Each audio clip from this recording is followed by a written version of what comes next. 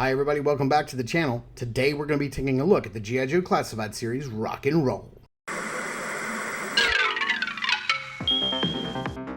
If Saturday morning cartoons fueled your imagination as a kid and powers your action figure collecting now as an adult, then you're in the right place.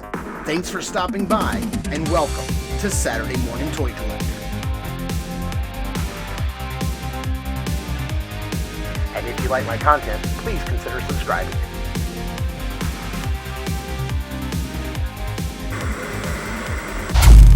All right, here we have the front of the package, and before we get started, if you want to add this guy to your collection, you can do so down below, and the link in the description there is, it'll take you straight to Amazon where you can buy this figure right now, and it will definitely help out the channel with a few pennies here and there. I would super appreciate it if you would check it out if you haven't already added Rock and Roll to your collection. All right, taking a look at the front of the package here, we see this nice digital render of Rock and Roll here out in the field in front of a sort of a shuttle launch. Looks really nice. He does have all of his gear and accessories up in the top right corner, some nice artwork, and then down at the bottom, Craig Rock and Roll McConnell.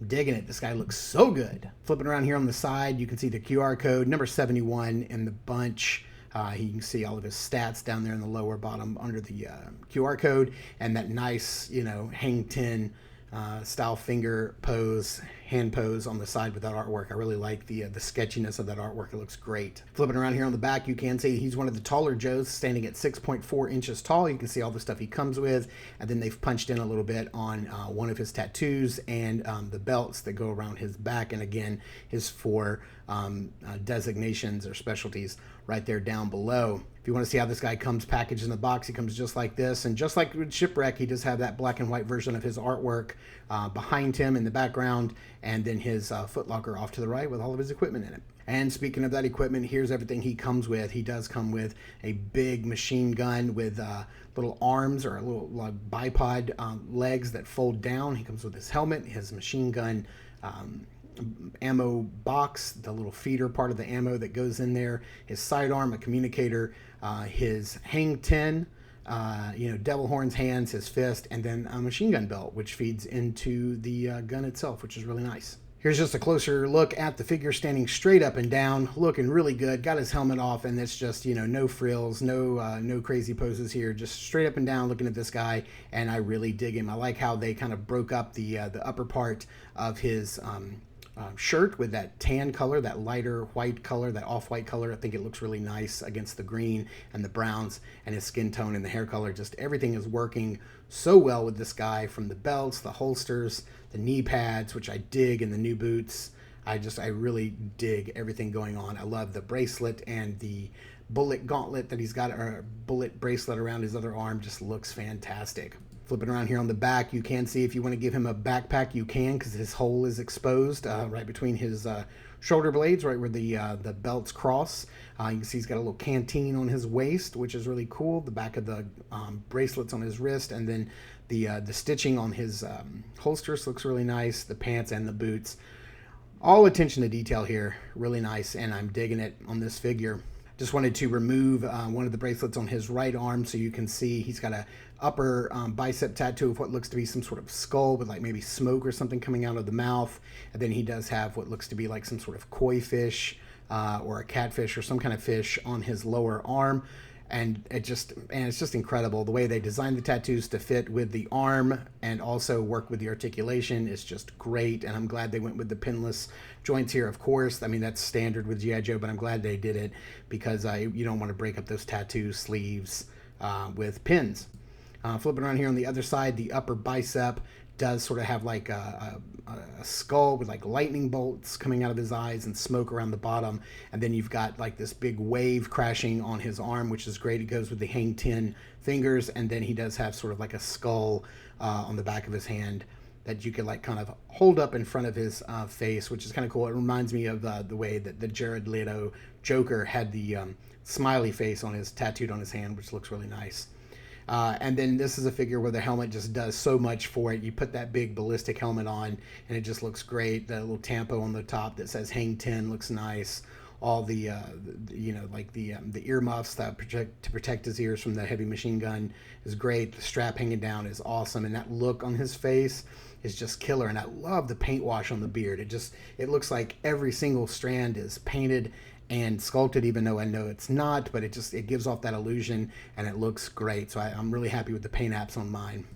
Just looking at the detail on this helmet is crazy. The tubing, the rivets, all the little belts, and flipping around here on the back, you've got this little pouch, which is really cool, and more detail on the other side. This is probably the best helmet I've ever seen produced in 6-inch scale, like for the G.I. Joe line. I really dig how it looks. And then here's his extra hands. He comes with an extra fist for punching baddies in the face, and then of course his hang ten, his rock and roll devil horn hands, which just look absolutely great. And here I was able to get that communicator on his belt, but it's really hard. You can see that his belt also has some extra ammo pouches and a canteen there, and then you can also store his other gun, the belt bullet feeder on the back of his belt if you want to as well. So let's get this guy posed up and see how he articulates. All right, let's take a closer look at Rock and Roll here and see how he articulates. Starting off, you can see that the belts are sort of like connected here in the front, and you flip it around here on the back, you can see they're molded together here on the back as well. They're one piece, and they do cross over the chest and looks really nice. It is a separate piece. He does have some nice butterfly joints. I'm surprised at how well his butterfly joints work compared to Bazooka's that we looked at the other day, which were kind of stiff. His head can go up about that far, which looks really good. It can tilt down about that far, which is really nice. He can go up just a little bit higher than a T-pose, which is great. I really dig that. He's got that big gun to swivel around, so it makes sense. He's got that upper bicep swivel, double jointed pinless elbows, and you can pop the hands off and remove the bracelet, and that the tattoo does continue on underneath his bracelets. Popping the hand back on here and getting this arm down.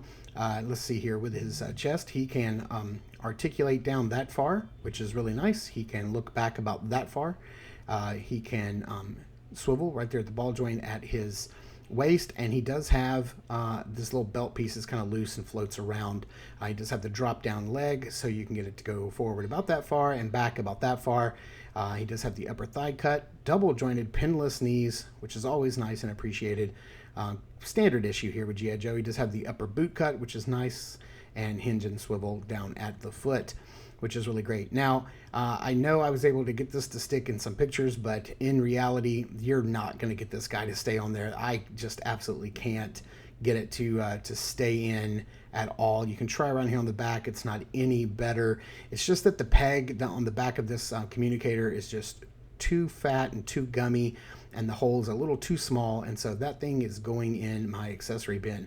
Now you can, if you want, go ahead and slide his gun in his holster, and then this little machine gun bullet feeder actually does plug in. If I hadn't just dropped it, you can get it to plug in the back, and it will stay somewhat. It's just the belt is so gummy, it just kind of pushes everything out, and then it does seem to fit a little bit better here on the front if you wanted to put that on there. But to me, they kind of get in the way. They're going to fall off anyway. So man, like oh man, this holster keeps falling down. Like Bazooka, this guy really transforms once you put the helmet on him. I think he just looks absolutely great with that helmet.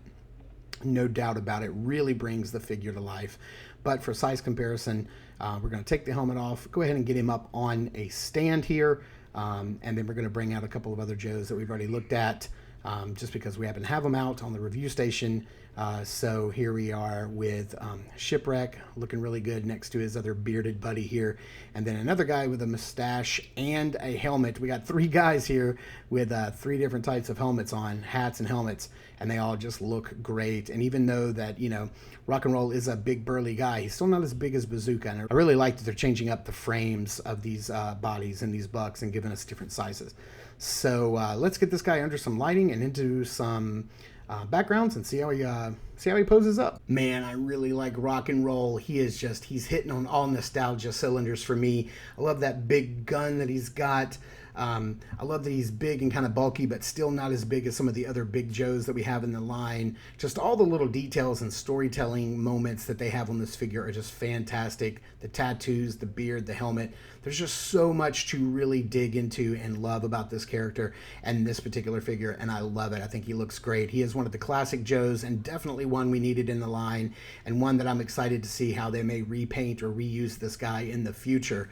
For me, I think he looks fantastic as he is, and I absolutely dig him, and I'm really glad to have him in the collection. So thank you guys so much for tuning in and watching. I super appreciate it. Please check us out over at Instagram and Threads at Saturday Morning Toy Collector, and if you want to buy this figure yourself, you can do so in the description down below. Just click the Amazon link, buy the figure now, and add it to your collection. Thank you guys so much for watching. I super appreciate it. This has been the Saturday Morning Toy Collector. I'm your host, Mark, and remember, I will see you in the toy aisles.